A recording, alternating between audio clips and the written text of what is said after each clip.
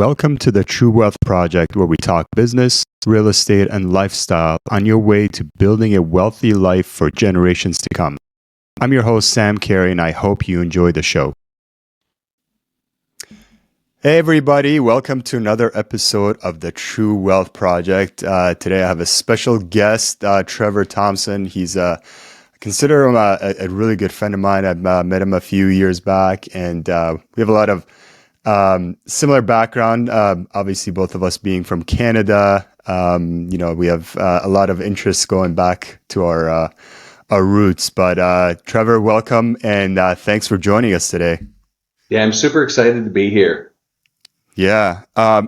So Trevor, I will hand it off to you here in a minute to kind of talk about some of your background, but based on just what a brief history of what I know about you is it's amazing. I mean, you started in the multifamily space a few years ago as an LP, and I know you've invested in a lot of deals as an LP before kind of transferring over to becoming more active in real estate and in multifamily. And I think that transition's been just immensely successful. And, I tell your story to everybody I meet. And if you could just kind of briefly tell us about your background and how you came to invest in real estate and more specifically, just multifamily. Yeah, so as you mentioned, I'm from Canada. In fact, going back this weekend, my daughter's getting married. Oh, wow. So Congrats. that's big Amazing. moment in life. I spent most of my life in the attractions and entertainment. So I'm from Niagara Falls, Canada. So started out in high school working for Ripley's, believe it or not, 18 years with Guinness World of Records. Emigrated to the U.S. and opened a haunted house of all things in Orlando, Florida, because I was trying to open the Guinness and the deal fell through. Got recruited by iFly Indoor Skydiving and spent 20 years with them. I was always interested in real estate, but very much like most of the world, I was afraid of toilets, tenants, and trash. And then oddly enough, at our very first team meeting, 25 years ago at iFly, they gave us a copy of Rich Dad, Poor Dad. And I'll be honest, it was a big paradigm shift, but I still hadn't completely shifted. I went from afraid of toilets, tenants, and trash to understanding, okay, my house is a liability and investments and good debt and bad debt. But I was basically turned it into the no time, no money excuse. I just got no time. I got no money. I don't know what to do. I don't figured it out.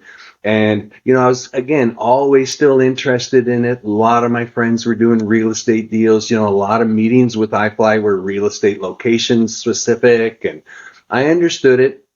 And then, we got bought out by a private equity company and I got creamed on income tax. And it was kind of like my moment of awakening. First of all, I realized that one of the biggest things I'd done wrong was, I was always trading time for money. Huge thing to do. And then don't wait to buy real estate and wait. And here I was in my 50s, more than half of my life gone. And I had no money working for me while I slept. And so I did what everybody does, I stuck it all in the stock market, maxed out my 401k to get whatever tax I could. And then I said, okay, I've got to get serious about real estate. And I went to a couple of those weekend webinar on, meeting things. And, there was one, give us $50,000 and we'll show you how to buy an office building with no money down on a credit card. That's and next week, by the way. That's within a week or two, right? Yeah. And then I went to a meeting and they actually explained what syndication was and investing in multifamily. And it was like, where has your brain been, Trevor, for 50 something years? It was like a light bulb came on, because I've ran businesses. I understand about taking over. We took over some of our franchise locations, and I understand, you come in, you put solid business practices in play, you add some CapEx, you do different things. In our world, it was build up the EBITDA. In the multifamily world, it's build up the NOI. That's right. And I just went, wow, how come I didn't get this? And so then I said, okay, I'm going to sign up for this mentoring program. It was in October, and I'm going to make an investment before the end of the year. And I'm not going to lie, I was afraid. And then I made my first investment. I went, ooh, that felt good. Made my second investment. And now 5 years later, I've passively invested in 20 syndications. Most of them are multifamily. Most of them are in Texas, but I do have other investments. So I have a retail strip center, a medical center, and a new build storage unit in Charlotte. And on the multifamily space, I'm everywhere from land entitlement to be built for multifamily all the way to, someone bought a new build off of the developer and they're burning off lease concessions and doing all the Of things course. to a new build to deep value C-class properties. So, I don't really have any of the, I'm going to call it the middle of the road B-class type properties. I'm all over the spectrum, but I fell in love with it because there was more than making money. First of all, it was a business system that I understood. And secondly, it was improving communities, creating affordable, safe living for people, huge housing crisis in America, we all know. And it just kind of like, I was like, where was this my whole life? It was Yeah, like, absolutely.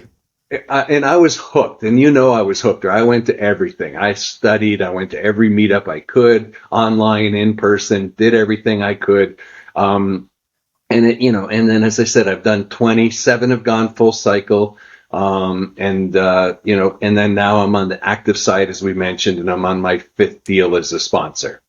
Oh wow, that's all right. Let me take a Yeah, it's step. a lot. Step back. There's a lot to take on here. I feel like we could talk for hours just on based Yeah, on what you just mentioned, but um, I think just understanding the basics of what we do, right? I mean, you kind of alluded yeah, to it. It's what we do is it's a business. We're getting into a yeah, business, right? Even though the business is running a multifamily syndication, right? Um, like you said, you've been doing it all these years. You've been doing it in yeah, different forms, and you've been kind of monitoring how it's your other businesses that you were involved in, how they were acting. I mean, it's no different yeah, than some of those businesses, right? But I think just I could also attest to this as well. Just getting involved as a passive investor before even getting into any deal on the active side, and being able to educate ourselves by one by way of learning through doing, and also just kind of going out there going to yeah, different events, webinars, and things like that. I mean, to me, that's huge. That's yeah, really important for everybody to understand. Is it doesn't you can't just wake up one day and say I want to be a real active real estate investor. yeah, That education piece is important, and in my mind, I learned quite a bit by getting involved in deals yeah, on the passive side as well, right? So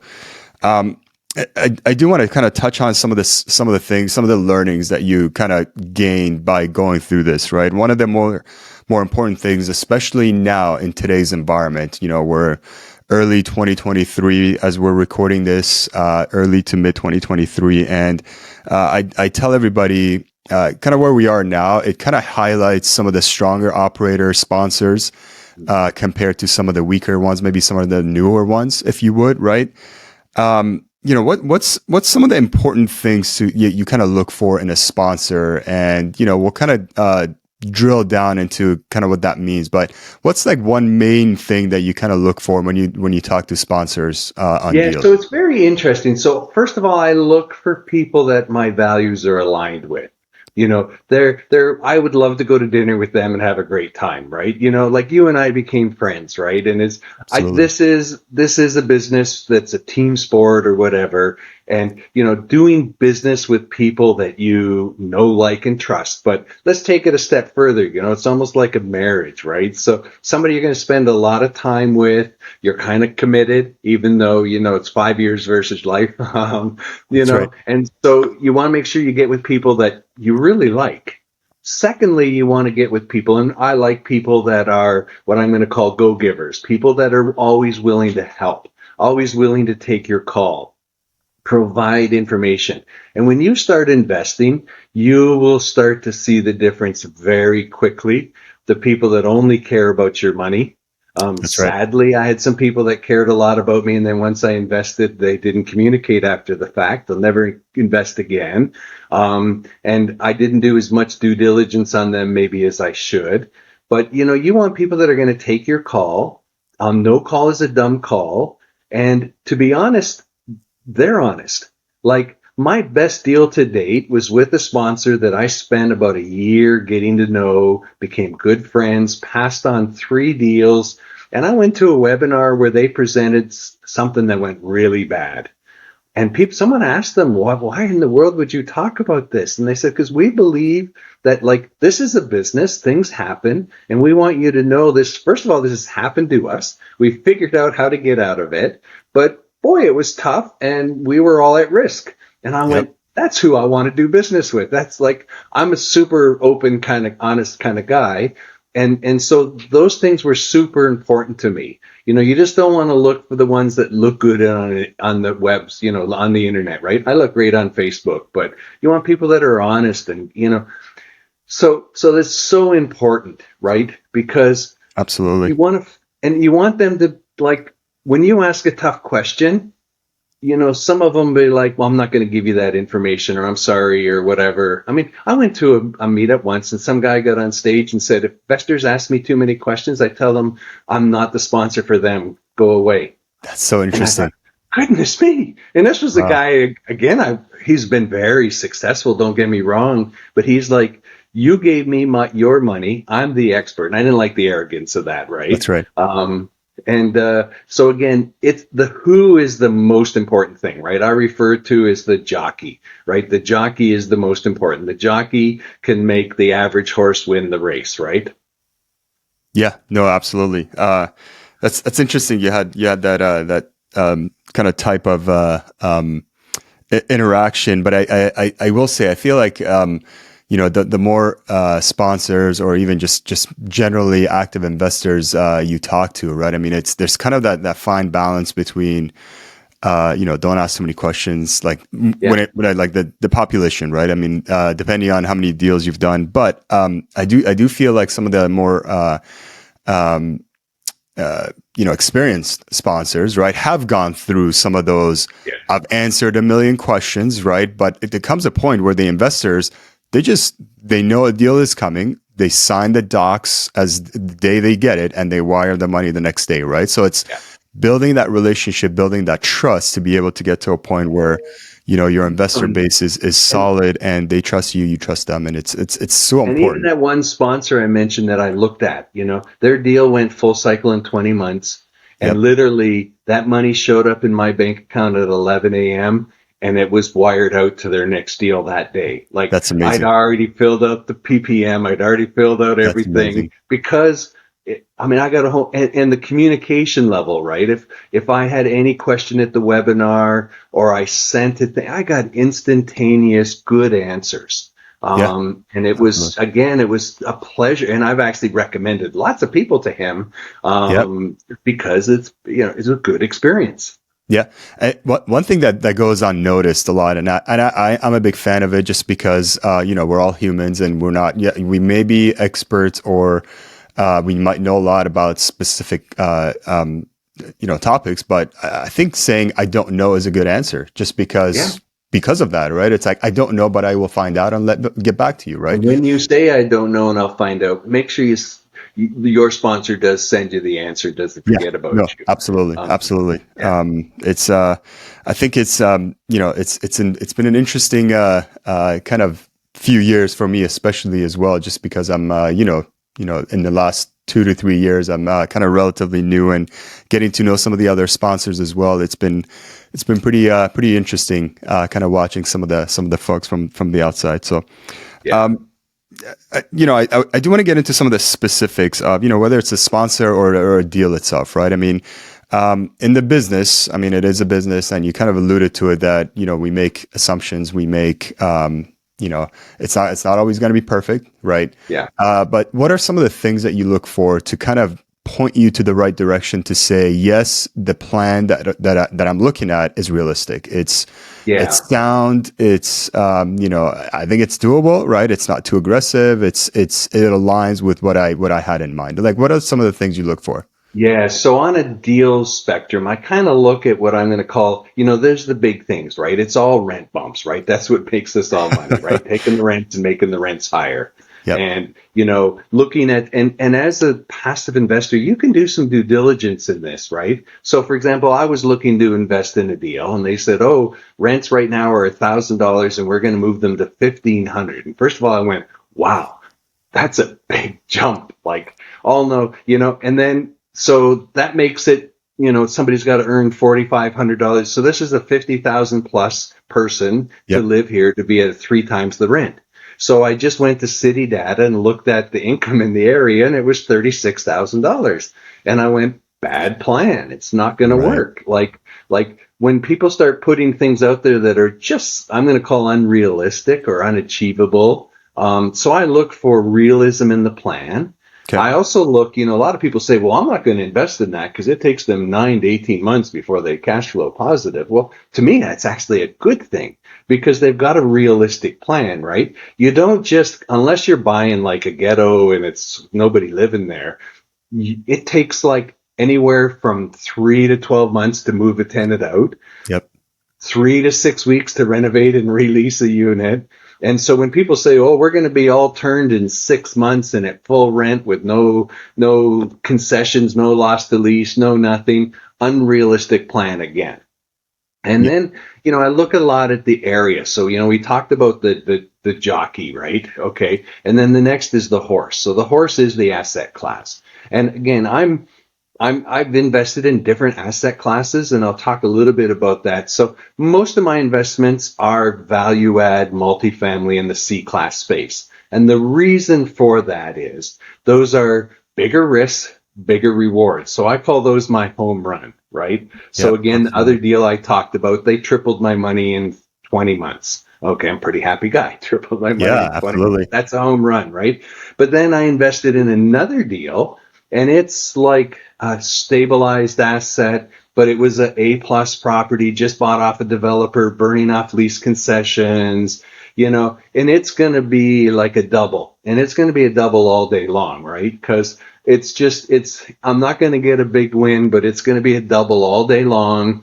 It's a 5 to 7 year hold, which is a little longer than normal. They were supposed to refi and give us back a portion of our money, and the interest rate hikes have messed that plan up a fair Sure. bit. And hopefully they'll be able to get over that. But so try to look at different deals that way, right? And try to get a little bit of variety. So that's the horse, right? So and again, you got to understand the differences, right? So C class, a lot of risk. Got to make sure you got a gritty operator. They got to have boots on the ground in the area. They got to look at the plumbing, the electrical, and the roofs. Those are all big things. You got to look at, crime statistics in the neighborhood. And then the next is the track. And the track can be anything. So my tracks are big picture, Texas, Arizona, both Carolinas, and Georgia. Why? Landlord, pro-business friendly states. Okay. Completely.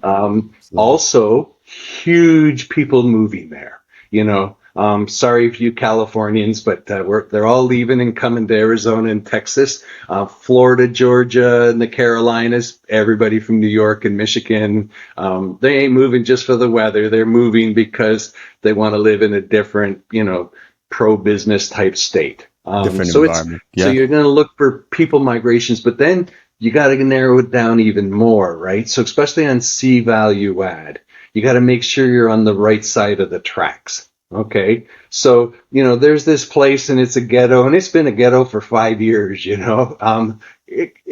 boy, that's a little too risky for me. Yeah. Absolutely. Because you can fix the property, but you can't fix the neighborhood. So when you're looking, man, I'd spent a lot of time driving around on Google Earth. Like, again, I have a couple investments in Tucson, Arizona, never been there, but I've driven Yeah. every street in Tucson, on Google Maps and looked at properties and looked at reviews of neighborhood, properties. So those are the kind of things that you want to look at when you're, that is very asset. Once you figured out who you're going to give your money to, then those are the things that a passive investor should really be looking at. And, I also look for reasonable returns. When I was a young boy, my mama said if it was too good to be true, it probably is. And so if somebody says, man, I got a 25% IRR on a deal, My mama instinct comes up and I go, I want a realistic plan. I don't want a dream. That's right. And so I really Absolutely. look at the plan and are they giving a dream? Yeah, no, Um, absolutely. One thing that I really like, and I mean, you touched on a lot here, but one thing that I really appreciate about what you said is just kind of diversifying even within yeah, multifamily real estate, commercial real estate. We always try to kind of stay within our box and have a buy box and have yeah, our goals aligned to it. But I do appreciate that knowing that you're going to diversify within each, yeah, asset class and property type and know exactly what you're going to get just because, to your point, some are going to be shorter term hold, some are going to be 5 to 7 year hold, right? It's like you can't always stay with, yeah, with one of those. So I really like that, that diversification within the same asset class as well, right? yeah. And then I like to look at the what I'm going to call the splits, the what gets shared with me as a passive investor. So again, I talked earlier about realistic, right? When I get something that's over 20% IRR, to be honest, 90% of the time I just hit delete. Don't even look at it, right? It's just unrealistic. Right. So for me, I like a 16% IRR or better. So that sweet spot of 16 to 20%, and again, if there's a 20 in front, if it's 19.7, I feel better than it's 20.1, which is weird, right? Because that's the reverse, Right. Yeah. but it's that way. I like a deal that has a pref payment. And a pref payment means that the passive investors are preferred and they get paid first. So again, a 7% pref means until I get paid 7% of my initial investment, the sponsors will make no money. Yep. Then the last thing I like, which is counterintuitive to a lot of people, I like a waterfall. So again, most splits are 70-30, and I'm pretty happy if they exceed my 17% IRR that it goes to a bigger waterfall. And let me tell you why. Okay, when it's a 7 pref, it's a value add deal. That sponsor's working for almost 3 years for nothing. I Yep. mean, nothing. They get some acquisition fees at the beginning. It's hard work. I'm asset manager in one of my properties. It's hard work, okay? That's right. But it's okay because I've got this golden bucket at the end of the rainbow. And what it happens is if I achieve a 17% IRR, the split goes from 70-30 to 50-50 and have substantial win at the end. But it's a compounded win, right? So you win because you get the first money.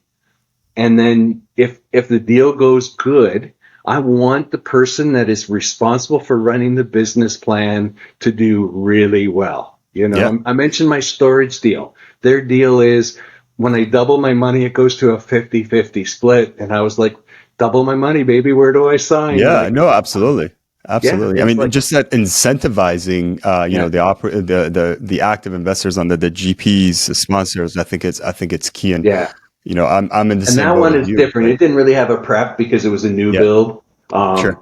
And it was a longer play too. It was a 7 year, but once they got up and built and stabilized, they would refi and there was some of the capital Totally. back. Of course. Um, so again, every deal is structured a little bit different. And Yep. again, don't structure all of don't go everything the same, right? Like Exactly. again, go for some singles, doubles, and home runs. Forget That's the right. triples to me. It's just like it's kind of that risky game. You got a That's bigger right. chance of getting out.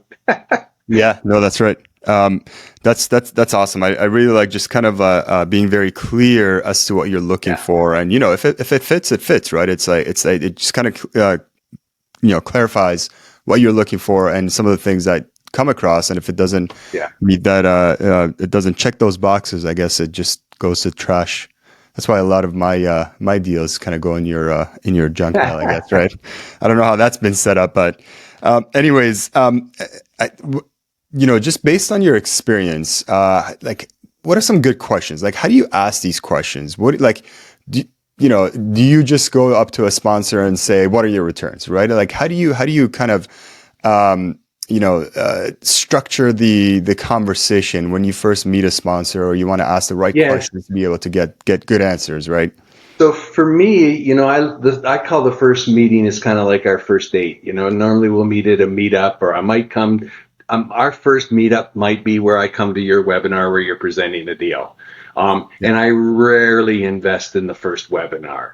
Sure. And I look for things. So for example, just to give you an idea of the storage, how that came to happen. Okay. So I met somebody, really good relationship for a year. Passed on 3 of her deals because they just didn't fit where I wanted to be. I Yep. had money and I wanted a deal in the Carolinas and I wanted a storage unit. So here's one of my favorite sponsors who spends hours educating people and has been a good friend for, almost 2 years now.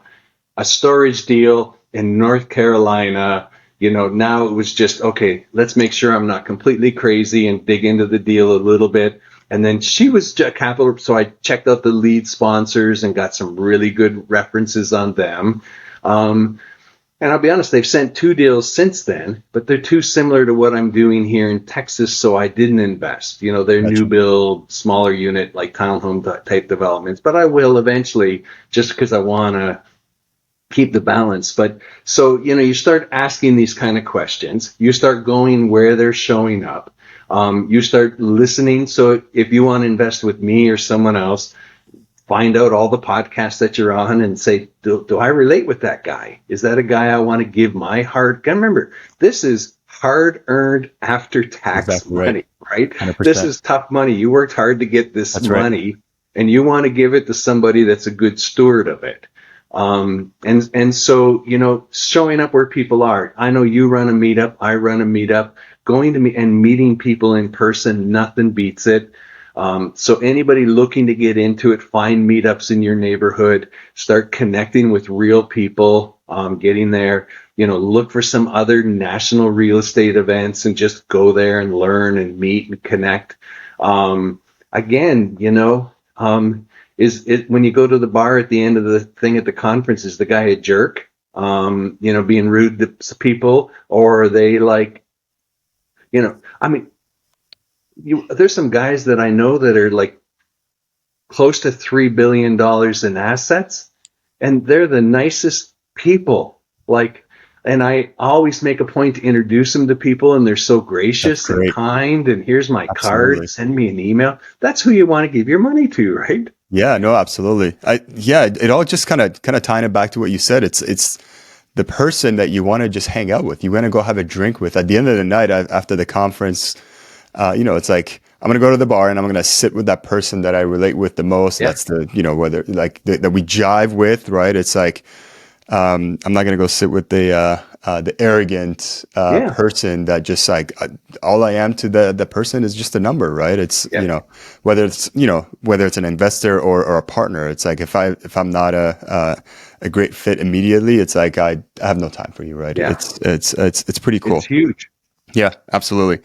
I mean, like I said, we could talk all day, and we've had some good conversations, and I do want to wrap it up here shortly. Before we depart, though, is there any kind of parting words that you want the listeners to take away? Any kind of like Yeah. last minute advice, if I you mean, I've would? said them, but I like to re-say them.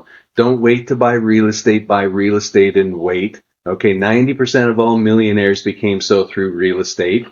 And then the other thing is until you make money in your sleep, you will work until you die. So what you need to do is you need to work, you need to take this money and then start making that money work for you. And time is your friend. So real estate, let's say it typically doubles your money every 5 years. Put $100,000 in, 5 years it's 2, 5 years it's 4, five Yep, years it's 8, 5 years it's 16. that's right. $3.2 million. So if I had started when I was a young man like you, I'd have millions of dollars sitting in the bank and I wouldn't even had to reinvest other than like new money. I would have just That's exactly keep right. that money moving. Yeah, And that, that's how you create generational wealth and that financial freedom. that's amazing. It's the time is your friend. That I guess like that's my biggest takeaway, right? It's that compounding effect of time itself, Yeah. right? Just This is letting it sit not and get rich. it I is mean, not you'll get have a rich by couple of any means. deals that go well, but this is time and this is reinvesting what you earn to continue to grow your wealth. That's amazing. Trevor, thank you for being on. My For pleasure. our listeners, how can everybody get in touch with you? I want to make sure So that everyone's got access to you. Yeah, the best way is on LinkedIn. So you got to remember the K. So K Trevor Thompson. Find me on LinkedIn. Just say you saw me on Sam's podcast. I'll always accept. Always happy to set a meeting up with anybody. I love connecting with people. And again, I could definitely attest to that. When I was in Austin, you went out of your way to come and see me as well. So that was Yeah, no, it pretty was cool. So, great. yeah, I do have to make my way back for sure. So maybe we'll make that a priority here. Again, appreciate it. Yeah, this will be hopefully our listeners got a lot out of it. I know I did, and I'm sure we'll be talking soon. Awesome. Thank you so Thank much. you. Yep. Thanks for watching today's episode of the True Wealth Project, and I hope you enjoyed today's guest as well. If you want to catch more of these episodes, be sure to like and subscribe us on YouTube as well as other podcast platforms. You can also get in touch with me by following me on Instagram at officialsamcarey, or you can send me an email at sam@aftocapital.com. That's sam@aftocapital.com. See you soon.